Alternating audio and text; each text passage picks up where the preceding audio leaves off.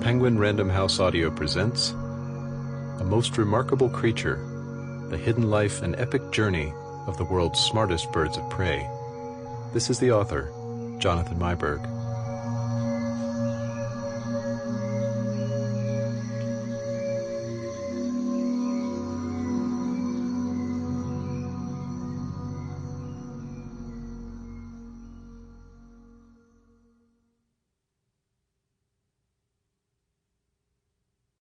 To Robin and Ann Woods, and Kay McCullum, who set me on this path.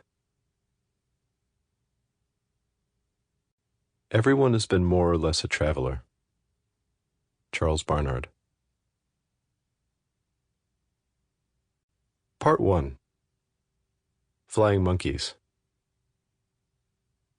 One is astonished at the amount of creative force, if such an expression may be used, displayed on these small, barren, and rocky islands. Charles Darwin. The actions of the feathered people have a savor of intelligence in them. William Henry Hudson. Chapter 1. An Unanswered Question.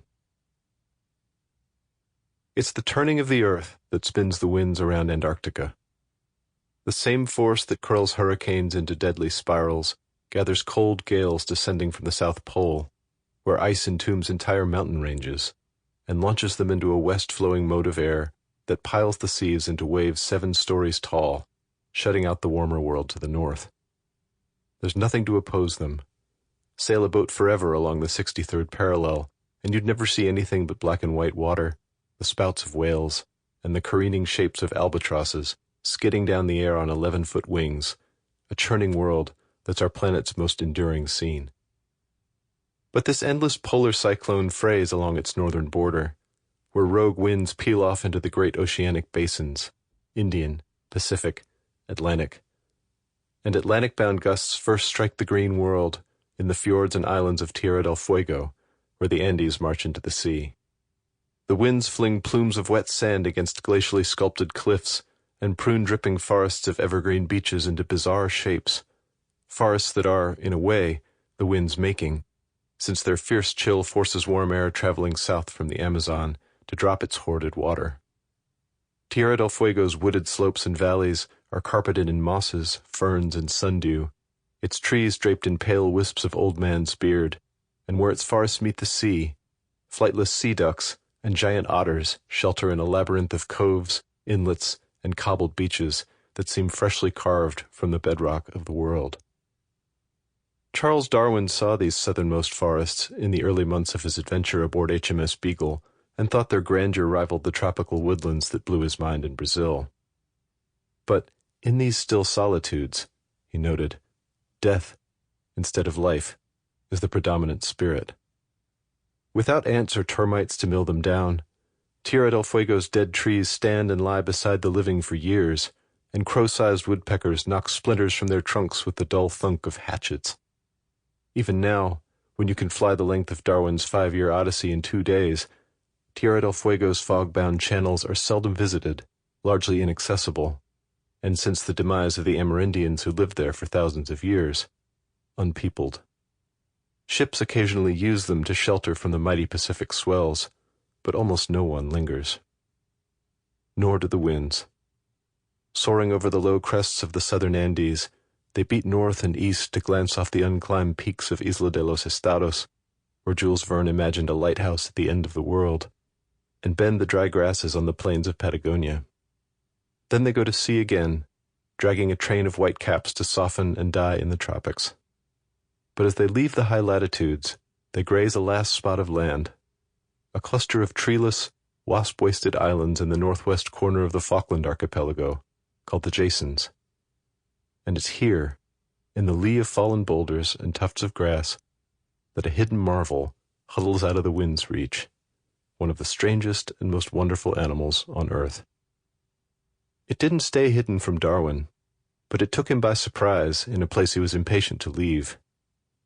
The Beagle and its companion, HMS Adventure, called in at the Falklands twice before threading through the Strait of Magellan into the Pacific, and Darwin thought the island's brown, undulating moorlands looked desolate and wretched, especially compared to the Brazilian forests, where it was not possible to give an adequate idea of the higher feelings of wonder, astonishment, and devotion which fill and elevate the mind. The Falklands' monotonous landscape, broken only by a few low mountains and ridges of granitic quartz, suggested none of these feelings. "I can very plainly see," he confided in a letter to his sister, "there will not be much pleasure or contentment till we get out of these detestable latitudes and are carrying on all sail to the land where bananas grow." It can be hard to picture Darwin as anything but a white-bearded ancient with a 1,000-yard stare. But when the Beagle left England, he was only 22, a rich kid with an assured future as a country priest.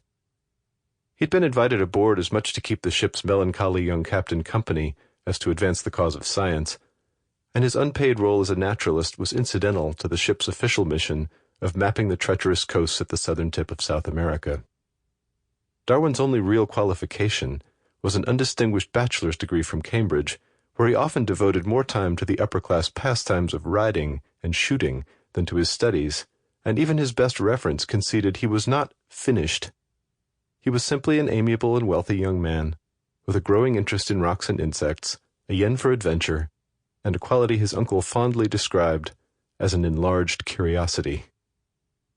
The Beagle's 5-year voyage, Darwin knew, would let him indulge this curiosity in places few naturalists had ever seen, and after convincing his reluctant father to pay his way, young Charles resolved to wring all he could from these years of freedom, even on cold, barren islands that left him pining for the tropics.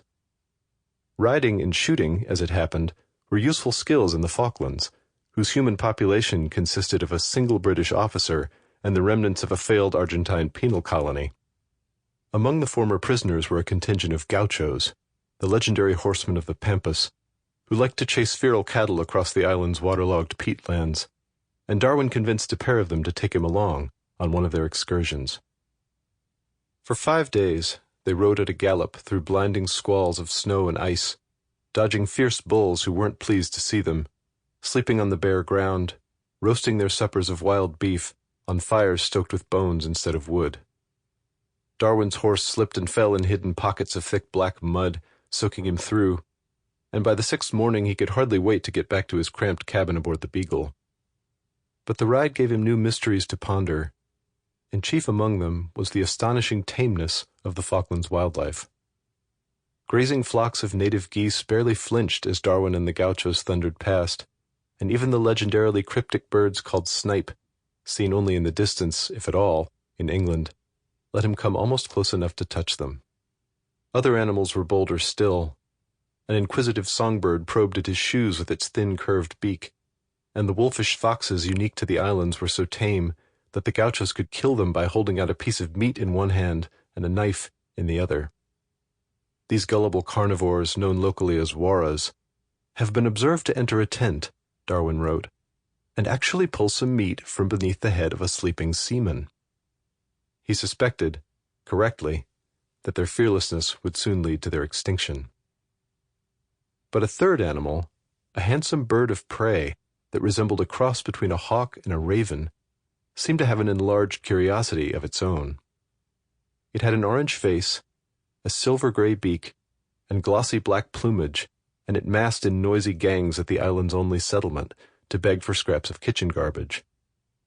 Unlike the wary hawks and falcons Darwin knew in England, these mischievous birds could walk and run with the speed and agility of pheasants, and the crews of the Beagle and Adventure soon learned that their interests extended beyond food.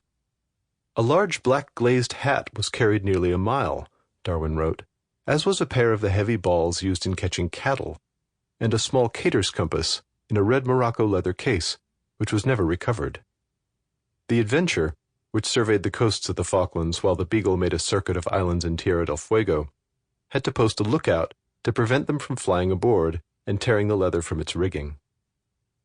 When the two ships met again, the Adventure's crew offered Darwin stories of the boldness and rapacity of these birds, mirroring the tales of whalers and sea. Sample complete. Ready to continue?